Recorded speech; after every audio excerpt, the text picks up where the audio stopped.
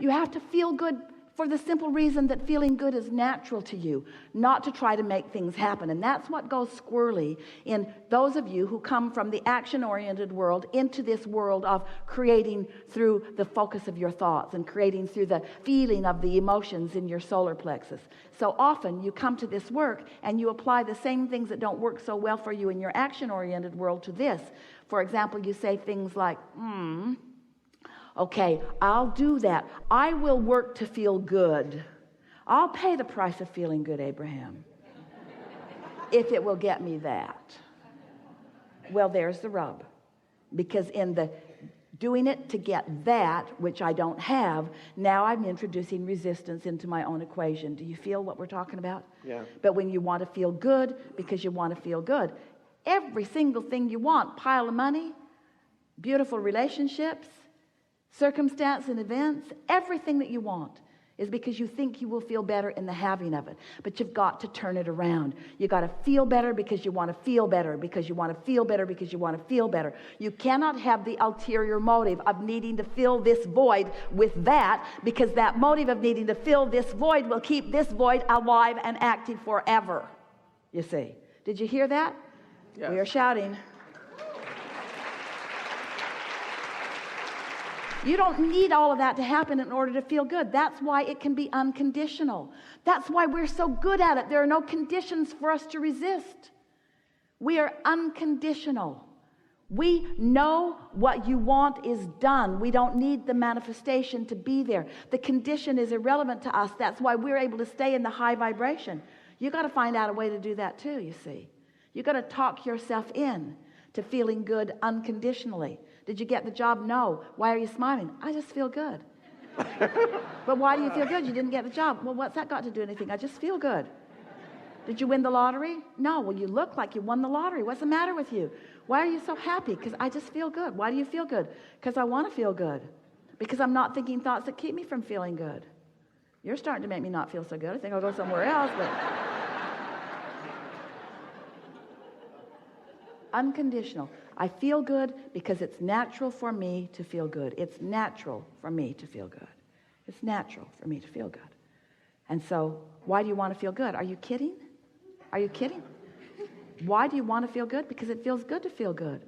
Oh, I thought you were feeling good in order to make something happen. Feeling good is making something happen. Feeling good is the manifestation that I'm really looking for. Feeling good is the reason that I'm doing everything that I want, everything. Feeling good is the ultimate manifestation. It's what it's all about. And I can feel good unconditionally.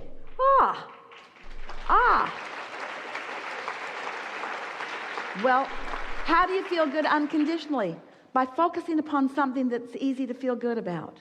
Well, isn't that a condition? By finding the feeling in something that feels good. Well, isn't that a condition? Well, thought about money and I didn't feel good, and I thought about dancing and I felt better. That is sort of conditional, but I found something that I already had momentum going. I found something where I already felt good, where I didn't need a change in conditions to continue to feel good. Ooh, okay, so we're onto something here, aren't we? So you're standing, always reaching for more. But in the reaching for more, if you could just be satisfied with what is, the more must come. But if you're dissatisfied with what is, then the more can't come. So it's through appreciation of what is, by finding anything and everything that you can find to feel good about right now. And it is our promise to you, it will get better and better and better. Esther went right back to the basics. She took her notebook, believed us, took us at her words, and sat for an hour one morning and just wrote the word fun. Fun. Fun. And she couldn't write the word fun long before she started to receive images and thoughts and ideas, suggestions of what is fun. So she's writing fun, and she's thinking about the trip down the river. It was really fun. And then she's thinking about fun, and she's thinking about the treasure hunt with the grandkids. And then she's thinking about fun, and she's thinking about friends on the cruise who are so fun. She's thinking about fun, and then images of really fun people came into her mind. She's thinking about fun. In other words, she couldn't just stay on the singular word fun. It began filling in with things that are fun. Law of attraction works that way. And so she began just feeling fun. She just began feeling fun. Then she began writing the word lighthearted. Then she began writing the word clarity. Clarity was a breakthrough for her, because when she began writing the word clarity and she realized how clear she was feeling, how good it feels to be clear-minded, how good it feels to have clarity about things. Someone asks you a question and you're in a state of clarity. It's easy to offer the answer. When you focus in a way that you're not introducing clutter in this moment, it clears out. It just does. And as you do it the next day and the next day and the next day and the next day and the next day, these are not the best words, but maybe they fit right here well for you. You clean up your point of attraction. You just clean it up a little bit at a time until you stand in this place of being blessed. You just stand in this place where you expect good things to happen to you. And then everywhere you go, people treat you nice. Everywhere you go, things turn out the way you want them to. It's just everything happens nice for you. And then eventually, usually, sometimes you'll meet up with somebody, usually somebody you know, usually someone who knows you, who feels jealous of how well your life is going when their life is not going so well. And then they will say to you, as they say to Esther, well, it's because you had money that happened. And Esther said, that did help. That helped a lot. That helped a lot. But the money came in the same way that comes. It all comes in the same way. And then that person who said that just blocked the flow from themselves. They stopped all the well-being that was on its way to them that day by making that statement, by making that comparative statement, by saying, you get this for this reason, and I don't have that reason. You've got a condition in your life that allows that good to come to you, but that condition is not in my life. Therefore, I do not believe that will come to me, so it cannot. You see how it works? Have any of you had the sensation, as we've been moving forward here today, of the mutual discovery that we have had in the explanation of some things? Can you feel that we didn't just come with a list of things that we wanted to say in a way that you could hear them, but that your questions and that your participation, even those of you who are not in the room, who are around the world, who are having thoughts about this, are all dovetailing for this co-creation at its best? In other words, together we are experiencing what you are living and the database that you bring to it, so to speak, the basis of what you're looking for and who you are. And then we dovetail all that we know and mix with that everything that's in your vortex. And depending upon where you are, we are having some really remarkable moments here where we are taking thought beyond that which it has been before. There is never, ever going to be satisfaction. Oh, this is what you're reaching for. Source is not getting kicks by you catching up. It's not about you finding your worthiness and finally learning it. It is together we are co-creating into something that has not been before. And it takes both aspects of that. It takes your willingness to explore and want for something that hasn't been, and our stability to hold the steadiness of it until you find your way to it, you see. Oh, co-creating at its best. And such exhilaration for you and such exhilaration for us. So much so that we can say that your joy is ours, your excitement is ours. In other words, what you're feeling is the satisfaction that we feel, not just because you finally caught on, but because we all went to a place we haven't been before. You get that? That matters to eternal beings like the likes of all of us. What do you think keeps this world moving around the way it does? It isn't you.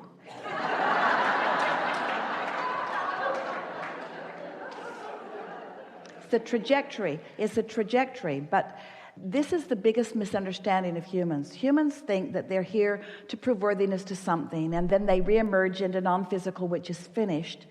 But it could not be more the other way. It's that here, as you come from source, you explore and you redefine who you are and what you want, which means you continue to bring source forward into this time-space reality. And everything that we've been talking about all day here today and every day that we ever visit with any of you is to help you to realize that we are all in this together. And when you tune yourself to the frequency of your source, then you will be the realizer of that interest. So many of the ideas, you say, I got an idea. We say, yes, you did. Yes, you did. Because you realized, you turned the thought to something tangible by being in the vibrational vicinity where the thought was, you see. Say that again. Here's an easier way to understand it. So you're extensions of source energy, but you are not separate from source energy. You are extensions of source energy. So you hold two perspectives at all times. The potential for two, better when it's one. So here you are in your physical form, exploring in more detail and more conditionally than source does. As you explore more conditionally than source does, you launch rockets of desire about the improvement of conditions, because source does not focus conditionally or as detailed as you do. Source maintains the vibrational countenance, and when you launch the new rocket, source holds that, and then you make your way back to it for the manifestation of it. So Esther realized more profoundly than ever before once Jerry made his transition, because she's been playing with us for a long time. But when Jerry made his transition and she started trying to feel where he was rather than being so aware where he wasn't, she began to feel his interest in so many things that she was about. Not just the Abraham work, although that is where his keenest interest is, but in the finding the piece of art for the house, or the finding of the perfect plant for that perfect spot, or the finding and the implementation of the replastering of the pool. Everything that he was ever interested in, he is interested in and more. No withdrawing, no leaving, just not conditional interest anymore. Just no resistance in his interest anymore. So if Esther is all wadded up in some problem, she can't feel the clarity that she now realizes is Jerry. Well, all of the Jerrys and the Abrahams and the source, it doesn't matter what you want to call it, everyone who has ever lived, who has reemerged into non-physical, is still keenly interested in what you all are about. And you all have access to their advantage, to their broader perspective, to their knowing. And what is it that they predominantly know that you don't know? They know where you are in relationship to where you want to be and what the probable path of least resistance for you is. And so they're with insight in every moment, more insight, offering something that you may or may not be vibrationally up to speed with enough to be receiving of. But once you start getting a whiff of this, once you start realizing that it's happening, once you start deliberately preparing yourself vibrationally for the realization of all of this, when you say, I just got a really good idea, it would be better if you said, I was just the receiver of the best idea because I created the atmosphere that made me receptive to the idea. But sometimes humans, you're so determined to prove your own worthiness that you separate yourself from that unconditional love. Ooh, did you hear that? I need to go it alone, source. Don't help me in any way. I know you know the path of least resistance to everything that I want, but I want to prove myself worthy to you, so I will deny you completely. Interesting, isn't it? You're getting a different understanding of how this all fits together. Now, usually when you wake up in the morning, you remember what you were thinking about yesterday, or more important, you re-achieve the emotional feeling place of what you were feeling yesterday. It's like, oh yeah, I remember I'm not happy. Or, oh yeah, I remember I'm lonely. I'm lonely now. Or, oh yeah, I remember I'm confused. But what we want you to realize is that you don't have to be the same lonely today that you were yesterday, because that night's sleep changed the momentum. But when you wake up in the morning and you deliberately, and you do, call those same people, talk about those same things, focus in the same ways, you reactivate your vibration much as it was before. But you do not have to do that.